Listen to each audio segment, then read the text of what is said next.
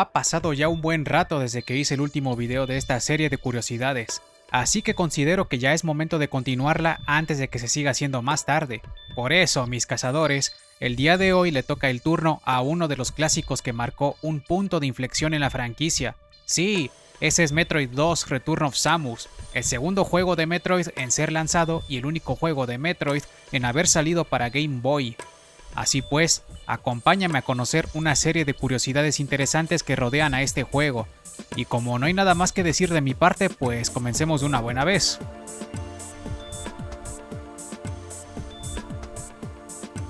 1. Cambios permanentes.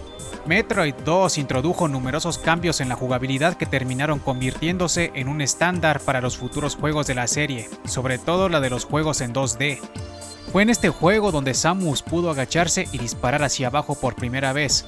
También fue el primero en incluir unas plataformas de guardado como medio para guardar la partida en todas las versiones del juego, pues en Nestroid dependías de las contraseñas si acaso vivías en este lado del mundo y jugabas al juego lanzado también en este lado del mundo. Por último, algo muy destacado es que Metroid 2 fue el primer juego en incluir las icónicas hombreras redondas de Samus, siendo un recurso obligado para que el jugador pudiera notar que había adquirido el traje climático, ya que este juego estaba en blanco y negro y, por ende, no había manera alguna de mostrar el color naranja característico de tal armadura. 2. Sprite de Samus. El sprite de Samus en este juego es anormalmente grande si se compara con el resto de los entornos. La razón de esto se debe a la diminuta pantalla de la Game Boy, lo que obligó a los desarrolladores a agrandar a Samus para que los detalles de ella se apreciaran de una mejor manera. Debido a esto, el juego se siente encogido. 3. Colores. Metroid 2 era compatible con el Super Game Boy, un adaptador para cartuchos de Game Boy que podía conectarse con la Super Nintendo para jugar los juegos de Game Boy en la televisión. Y este adaptador asignaba al juego un esquema de colores de hasta 4 colores diferentes. Además, la Nintendo GameCube contó con su propio periférico para permitir que los cartuchos de Game Boy Color y Game Boy Advance pudieran ser jugados en la televisión, y también proveía a Metroid 2 de algunos colores. 4. Expediciones.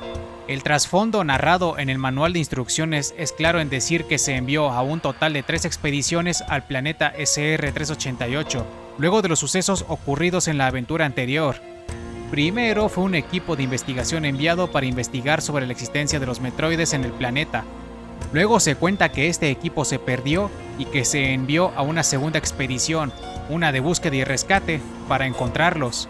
Sin embargo, la segunda expedición también desapareció y un tercer equipo, un escuadrón especial de la policía, se dirigió al planeta para continuar con la búsqueda, pero, oh sorpresa, sus miembros también desaparecieron. Quiero suponer que esto sonaba tan hilarante y absurdo que en el remake Metroid Samus Returns se modificó esta parte de la historia para hacer que fuera un solo equipo el que fue enviado al planeta para realizar las labores de investigación, siendo en este caso un escuadrón de élite de la policía de la Federación. Pero oye, eso solo es una teoría mía. 5. Líquido corrosivo. El líquido que obstaculiza el tránsito hacia otras áreas fue un objeto de debate por mucho tiempo. Debido a la ausencia de colores, nadie sabía qué era este líquido exactamente, llegando a haber teorías de que podía tratarse de lava o algún tipo de ácido. Decir que era lava solía ser una apuesta segura, ya que en Metroid Fusion hay cámaras que contienen lava en la mitad superior del sector 1, la cual recrea de manera fiel a la superficie de SR-388. Hubo que esperar hasta el remake Samus Returns para que se dejara en claro que el líquido no es lava, sino una sustancia desconocida pero peligrosa a la que se le dio el color morado. Pero he aquí lo interesante. ¿Sabías que a esta sustancia se le dio color en un comercial japonés de Metroid 2? En este comercial podemos ver a un Octroll emergiendo de una sustancia azul y de aspecto aceitoso. El detalle radica en que no hay Octrolls viviendo en otros líquidos, salvo por la sustancia dañina que se drena con cada terremoto. Así que esto conduce a afirmar que el líquido azul aceitoso del comercial es el mismo líquido dañino presente en el juego. En Samus Returns, la sustancia es morada, pero este color comparte lugar con el azul en la gama fría de colores. 6. Detector de metroides. Es curioso ver que el contador de metroides detecta a todos los metroides presentes en el planeta, excepto por la cría que nace al final del juego. Cuando la cría nace, el contador nunca sube a 1, y este detalle se mantiene también en el remake. Se teoriza que se debe a que las larvas tienen un poder bajo en comparación con los demás especímenes evolucionados, convirtiéndolas en una amenaza menor incluso a las larvas. 7. Habilidades. Ciertas habilidades tienen características únicas vistas solamente en este juego, pero que no volvieron a verse ni siquiera en el remake. El rayo de plasma y el rayo múltiple, por ejemplo, pueden atravesar las superficies sólidas, siendo una propiedad que se le dio únicamente al rayo de ondas a partir de Super Metroid. El traje climático, por su parte, no solo incrementa el nivel defensivo de Samus, sino también su velocidad de movimiento, cosa que jamás volvió a verse en ningún otro juego. Además, la aracnosfera solamente aparece en este juego y en el remake cuando hablamos de la serie en 2D, ya que en la serie Metroid Prime se trata de una habilidad mucho más importante y que jamás ha faltado en los juegos numerados. 8. Ausencias. Metroid 2 sigue ostentando la peculiaridad de ser el único juego de Metroid que no contiene ni una sola secuencia de escape, tampoco una cuenta regresiva. No comparte lugar ni con el remake, pues Samus Returns sí incluyó una secuencia de escape donde Samus debe huir de los taladros del Digger Node en el área 4. Además, Metroid 2 es el único juego de la serie en 2D en no contener ni un solo tipo de elevador, tal cual como lo oyes. No existe ninguno en todo el juego, cosa que cambió con la salida de Samus Returns al contener ascensores, incluso dentro de las áreas del juego. Además, Metroid 2 sigue siendo el único juego de toda la franquicia en no presentar a ni un solo pirata espacial. Ojo. Aquí podemos argumentar que ocurre lo mismo con Metroid Dread, pero Metroid Dread por lo menos sí tiene una serie de artworks en donde se muestra a Ridley, Mother Brain y los piratas de Zebes. 9. Banda sonora.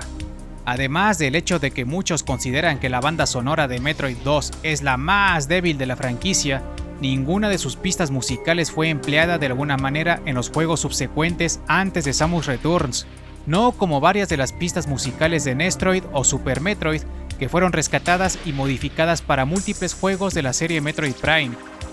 Metroid Fusion, incluso, vio uno de sus temas musicales siendo usado en el juego Super Smash Bros. Brawl.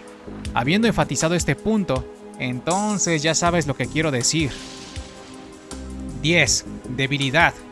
Los Metroides evolucionados, es decir, aquellos de la fase Alpha hasta la fase Omega y Reina, no reciben daño ni se ven afectados por el rayo de hielo. Esto representa ser una grave inconsistencia, pues el frío se supone que es la debilidad mayor de la especie Metroide. Este detalle fue corregido en el remake, donde el rayo de hielo resulta ser un arma igual de eficaz que los misiles o supermisiles. 11. Nave de Samus. Metroid 2 fue el primer juego en mostrar el medio de transporte que Samus utiliza para viajar a través de la galaxia, y también añadió el detalle de que esta nave sirve para restaurar el estatus de Samus. Desde entonces, la aparición de las distintas naves de Samus ha sido una constante. 12. Metroides. Metroid 2, junto con Samus Returns, ostenta el récord de mostrar la más grande variedad de Metroides en un juego, existiendo un total de 7 tipos de Metroide que, además, Samus puede enfrentar a lo largo de la aventura. Este récord también sería compartido con Metroid Fusion gracias al laboratorio secreto, pero como en este juego no aparece una reina, pues ni modo. 13. Jefes.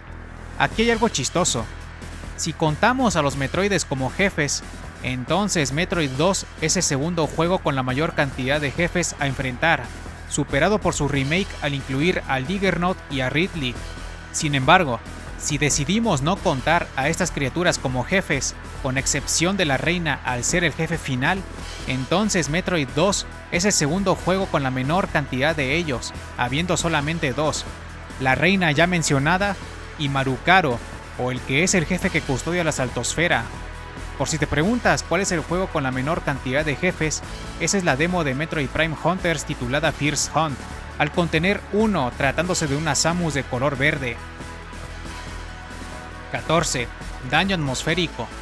Intentar salir del planeta con el salto espacial en un lugar abierto como la zona de aterrizaje donde está la nave de Samus tiene como consecuencia que Samus empieza a sufrir daño continuo hasta que descienda por debajo de la zona peligrosa.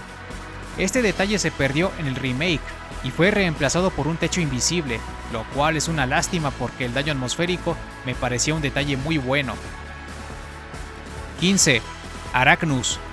Al armadillo que custodia la saltosfera se le conoce en inglés como Arachnus, un nombre sacado de la manga y que no tiene sentido alguno, ya que la criatura no tiene tan siquiera un pequeño parecido con los arácnidos. El nombre correcto es el que tiene en el idioma japonés, siendo Marukara, y, posiblemente, tratándose de una referencia a la morfosfera, ya que esta habilidad recibía el nombre de Marumari en aquellos tiempos.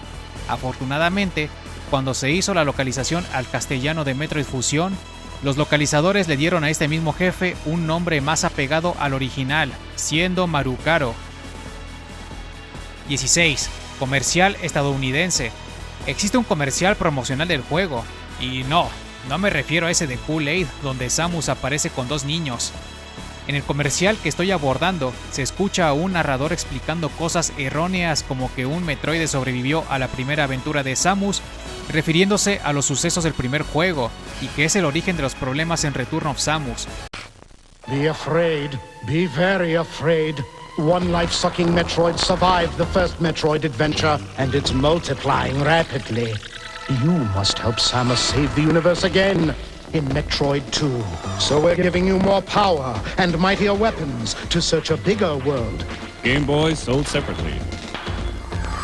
Destroy or be destroyed. Metroid 2, The Return of Samus, only on Game Boy. The future is in your hands.